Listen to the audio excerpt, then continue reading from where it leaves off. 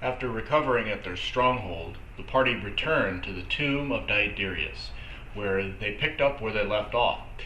They entered the tomb itself in the northeast corner and approached a drawbridge that was suspended over a pit, and one of the heroes, Pat, lost his footing on the slippery moss on the bridge and slipped down and was able to catch himself when he fell, and using his acrobatic skill was able to pull himself back up on the bridge and avoid falling into a deep pit, which you would have discovered was infested with yuan ti that were waiting down below.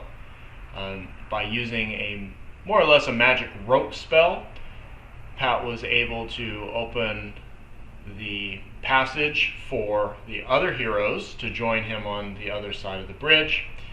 The party moved west through the dungeon and came across a more or less a treasure room that had statues with ruby eyes that they were able to extract and gather those eyes for their own personal use. Each party member received one eye. There were 3 statues that had 2 eyes apiece, and each party member received 1 ruby eye. And then the party encountered their first 1-minute door drill, where they had 1 minute to attempt to open the door on the south side of the corridor, and they were unsuccessful in doing so, and that's primarily because the door was barred from the other side and permanently locked. The party then descended south in the corridor, where they identified the purple cloak cultist named Varam, that's Varram, who was one of the cultists that emerged from the purple portal back when they fought in the arena.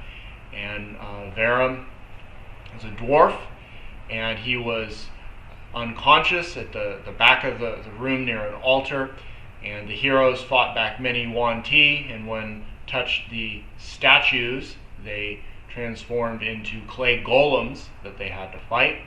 They were able to extract venom from the yuan ti for later usage. They also found a bag that had many magical reagents in it. These are materials that could be used to create potions and so on and so forth. The party will need to take that back to the keep to go through it and identify all of the various materials inside.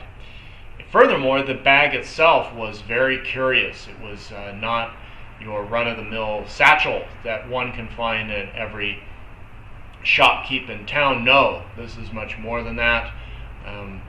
The party, however, was unable to identify exactly what it is. So more on that to come. Down there in the you could call it, I suppose, the throne room that had the statues in it. Just as the party got really close to Varam, another portal opened. They heard a familiar clapping sound that they heard once before, and out through that portal emerged a team of mind flayers and intellect devourers that started to approach the room, and so it aroused Varam, and Varam was able, by lifting his hand and his finger, to signal to the devourers and the mind flayers to go back into the portal from where they came. The portal shut. The heroes were then able to transport Varam out of the tomb of Diodorus back to their stronghold, where they will have an opportunity to speak with him. Great session, everyone. I'll see you online.